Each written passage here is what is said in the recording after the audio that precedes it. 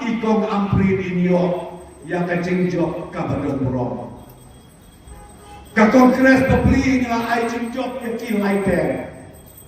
Balay nganod banong ay cing-jok no yahi nakalagay namar ba ka kongres menta hakane ka election kabanuan ng Tulipi. Ha katay katem kabade piyo kuma saupawut KNP menta tin arpaw no iwan yo.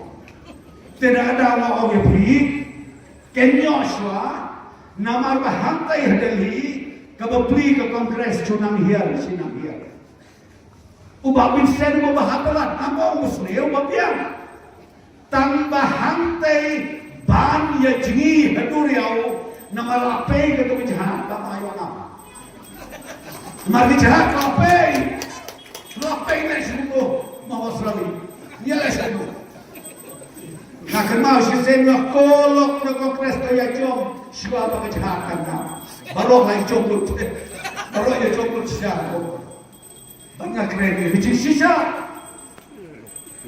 lain ang tanay ng ofim program tapi kredit ng ikuwi pati ay bet kecikesan menta ya ka RPP kacing penting, kacing persnek, kacing perskoto belah, bakalan bangun. Kio hana lebih kesan yang NPP, kamu tipen kelai yang BJP. Berkatakan dia rogan, berkatakan dia ini di Snowbay.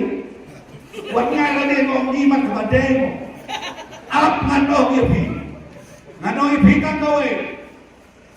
Ke BJP, baca NPP, ngenyemlah bantialan hadu badaya. Ini apa jalan? Lebih om mengitre, ya ke development kade. Ane jalan deh. Bisa deh sebasik, magi sebesar berkambulan ketelah.